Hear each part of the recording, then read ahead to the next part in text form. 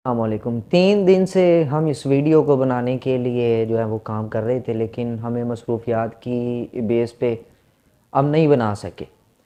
और 3 से 4 दिन से हम ये बात भी देख रहे हैं, जैसे हम अपनी फेसबुक व्हाट्सएप ये चीज़ें खोलते हैं तो कुछ पोस्टें इस तरह की मिलती हैं जिसमें हमें गालियाँ मिल रही होती हैं, हमें यजीदियों से मिलाया जा रहा होता है, हमें ज़ालिमों से मिलाया जा रहा होता है कि आप ज़ालिम हो, हमारी लाशों पे आप हंसते हैं, आप मुस्कुराते हैं, आप इनके साथ हैं, ये वो फ़लानी चीज़ें।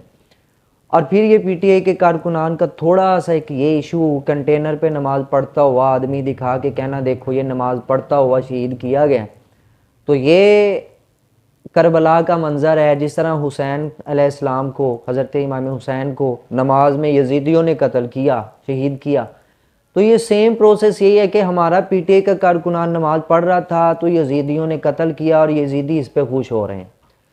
तो पहले ये लेवल नहीं है, इमाम हुसैन का लेवल कुछ और है, आपका लेवल कुछ और है, तो कंपेयर करना ही नहीं आपका बनता। सेकंड थिंग इज़ दैट कि आप आज इस बात का कह रहे हो कि जो बंदा घर में पड़ा हुआ है, जिसका सियासत से कोई ताल्लुक भी नहीं है, जिसको कुछ पता भी नहीं है, आप उसे भी गाली दे के कह रहे हो कि ये अपनी माँ का नहीं है, और इस तरह की बेहुदा बातें कि भाई ये कत्ल करवा रहे हैं। तो सिंपल सी बात यह है कि आप सड़कों पे आए हैं, अपना हक लेने आए हैं, आपका हक बनता था, आप आए हैं, बिल्कुल ठीक है। आपकी लाशें गिरी, आपके शहीद हुए हैं, वो भी आपके साथ बुरा हुआ है। जिस माँ का बेटा मरा है या नहीं मरा, जिसका मरा है उसके साथ भी बुरा हुआ है। प्रोपोगंडा है तो फिर प्रोपोगंडा करने वाले सामने आ जाएंगे, मसला नहीं है। मेन चीज़ ये बात है कि आपको आज जुल्म्स का थोड़ा सा हिस्सा सहना पड़ा, थोड़ी सी आपको आंखें दिखाई गई हुकूमत की तरफ से, और आपने पूरे सोशल मीडिया पे शोर बर्पा किया हुआ कि हम मर गए, हमें मार दिया गया, हम ऐसे हो गए, हम ये जुल्म किया। तो सिंपल सी बात है, यही पीटीआई की हुकूमत, यही पीटीआई का इमरान खान जब 2021 में उसी डी चौक में, उसी इस्लामाबाद में, उसी फैज़ाबाद में किसी मजहबी जमात पे शेलिंग कर रहा था, मजहबी जमात के मजहबी लोगों को शहीद कर रहा था, उन्हें डंडे मारने, तेज़ाब गाड़ियों से फेंकने, स्ट्रेट फायर करने, तब सारे के सारे पीटीआई के कारकुनान इतने खुश थे। और जब इनसे बात की जाती थी कि भाई देखो इमरान खान जुल्म करवा रहे, तो कहते थे इनके साथ होना ऐसे चाहिए।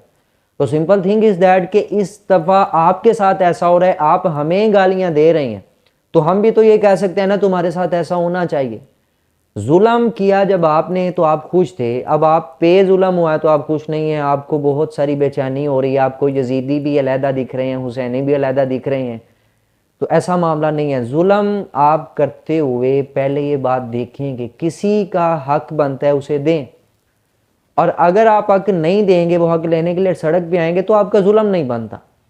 पीटीआई के उस जुल्म पे कुछ लोगों ने खुशियां भी आपके कारकुनान ने मनाई, कुछ लोगों ने बहुत सारे चर्चे भी किए, कहा जी चंगा हुआ।